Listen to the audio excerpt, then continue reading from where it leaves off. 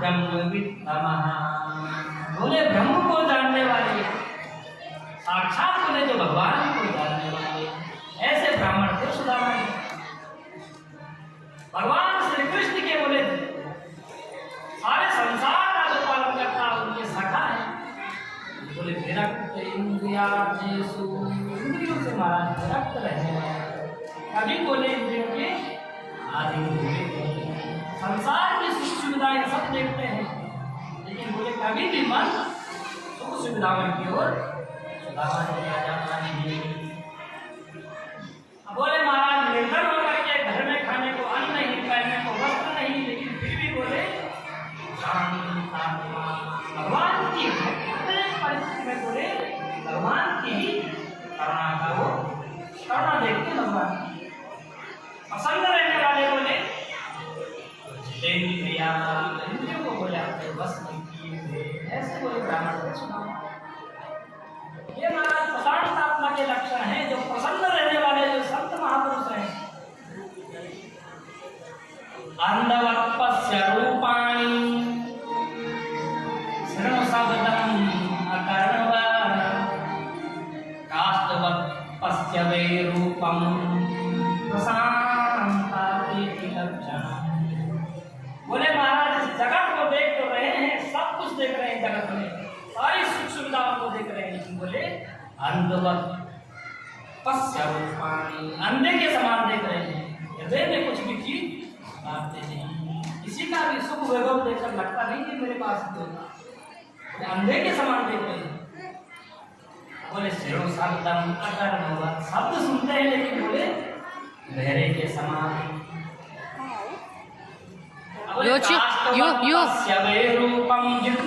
थोड़ा आगे के चलो, इनके पर्स रखा है मैंने यहाँ पर।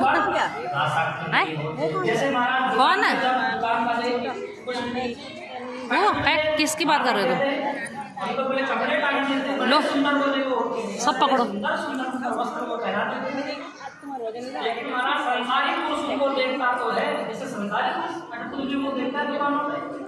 किसी पर भी आसक्त नहीं होता, सुंदरता को देखते जिसने भी बनाया कितना सुंदर बनाया कितना, लेकिन कभी कोई किसी पर आसक्त हुआ बोले ऐसे ही महाराज जो प्रशांत आत्मा होते हैं, संसार के सारे रूप को देखते हैं लेकिन किसी पर भी आसक्त नहीं होते, उनके रूप को देख करके बोले भगवान का ही गुणगान करते हैं, इतना सुंदर भगवान ने इसको बनाया, उस पर भी बोले वो भगवान की महिमा का बखान करते हैं। ये बोले प्रशांत आत्मा के, ऐसे बोले सुदामा जी। बोले जब पत्नी का यहाँ पर के भागवत ने दिया, बोले दरिद्रा सीधमानासा वेपमाना पिगलचा, बोले सुशीला को दरिद्र कह दिया, सुदामा जी को दरिद्र नहीं कहा। बोले जब पति दरिद्र नहीं तो पत्नी कहाँ से दरिद्र? तो बोले महाराज सुशीला को सुखदेव जी ने दरिद्रा क्यों कहा? ये सुदामा जी तो कुछ चाहते ही नहीं, लेकिन सुशीला के मन में भावनाएं थी कि हमारे पास भी ये होगा, हमारे पास भी ये सब होगा। बोले भागवत जी की दृष्टि में वही दरिद्र है, बोले जिसकी कामनाएं कभी पूर्ण नहीं हुई, जो बोले संतुष्ट नहीं हुआ। बोले जो संतुष्ट है होगा दरिद्रो विशाल तृष्णा, जिसकी तृष्णाएं बड़ी बड़ी हैं, इतना मिल गया इतना और मिल जाता, बोले भागवत जी की दृष्टि में वही दरिद्र है। बोले जो संतोष जिसके हृदय में जो कुछ प्राप्त है उसी में संतोष जो है, बोले वो निर्धन होते हुए भी दरिद्र नहीं है। तो बोले सुशीला के मन में कामना ही। एक बार बोले महाराज तो संत महात्माओं की मंडली आई सुशीला जी के पास भिक्षाटन के लिए, और बोले जब भिक्षा की याचना संतों ने करी तो सुशीला जी ने मना कर दिया। बोले महाराज अपने ही खाने के लिए घर में अन्न नहीं है। बोले ऐसी स्थिति हमारी है, बोले अपने खाने के लिए भी अन्न नहीं है, महाराज आपको कहाँ से अन्न दे देंगे? बोले महाराज संत महापुरुषों को बड़ा आश्चर्य हुआ। बोले सुशीला सुदामा की तो पत्नी है, तेरा जो पति है सुदामा, बोले साक्षात भगवान कृष्ण का वो मित्र है, बोले तेरे यहाँ खाने को अन्न नहीं।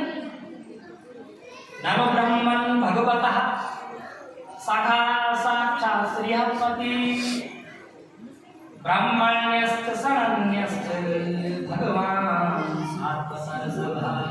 बोले तुम्हारे तो पति है सुदामा भगवान लक्ष्मी नारायण मित्र है।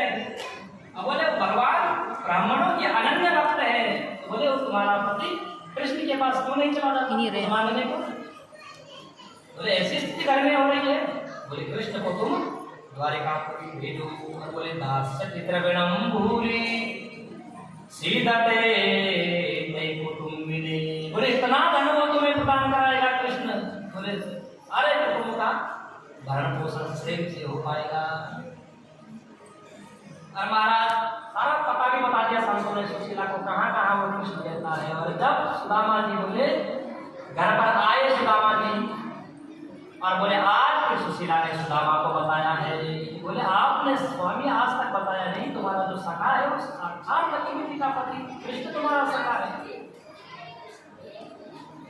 बोले जब तुम्हारा मित्र श्री कृष्ण है तो बोले तुम उसके पास क्यों नहीं चले जाते कुछ मांगने के लिए?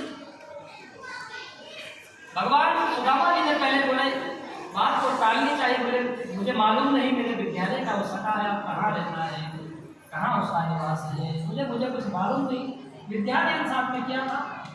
तो फिर सुशीला पता बता रही है। आस्ते धुना द्वारवत्याम ओ जगेश्वरः। बोले आजकल वो अपने यदुवंशियों के साथ में द्वारिकापुरी में निवास कर रहे हैं। तो बोले द्वारिकाधीश बनकर के रह रहे हैं। बोले तुम शरण में चले जाओ। सुदामा जी महाराज साफ मना करने बोले सुशीला मेरा मित्र है बचपन का। बोले मैं उसके पास जाऊंगा कुछ मांगने की भावना से। बोले मैं मित्र के पास कुछ मांगने के लिए कदापि नहीं जा सकता, मैं कृष्ण से कुछ मांगने की भावना से जाऊंगा। सुशीला जी ने बहुत समझाया। बोले अच्छा ठीक है, बोले तुम कुछ मांगने मत जाओ। सुशीला जी समझ गई सुदामा जी कभी मांगने के लिए जाएंगे नहीं। सुशीला जी ने कहा बोले मांगने मत जाओ, दर्शन करके आ जाओ अपने मित्र का, बचपन का तुम्हारा सखा है। बोले कुछ मांगना मत, मात्र तुम दर्शन करके आ जाओ। तो ये बात सुदामा जी के मन को भा गई। बोले हाँ सुशीला दर्शन की यदि तो बात करती है, बोले अवश्य मैं अपने मित्र को मिलने जाऊंगा। आयम ही परमो लाभः उत्तम श्लोक दर्शन। मेरा परम लाभ होगा ईश्वर वैकुंठाधिपति वैकुंठ से कृष्ण के मुझे दर्शन प्राप्त होंगे।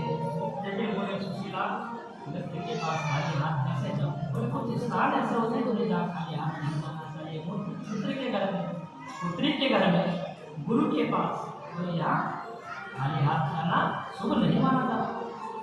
बोले मित्र के पास जाओ कुछ न कुछ देने के लिए हो।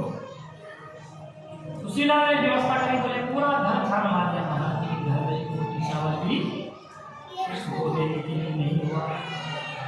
तो बोले फिर 4 जगह से वो अलग अलग घर से उसने निपटान किया। बोले 4 मुट्ठी चावल मार करके लाई है।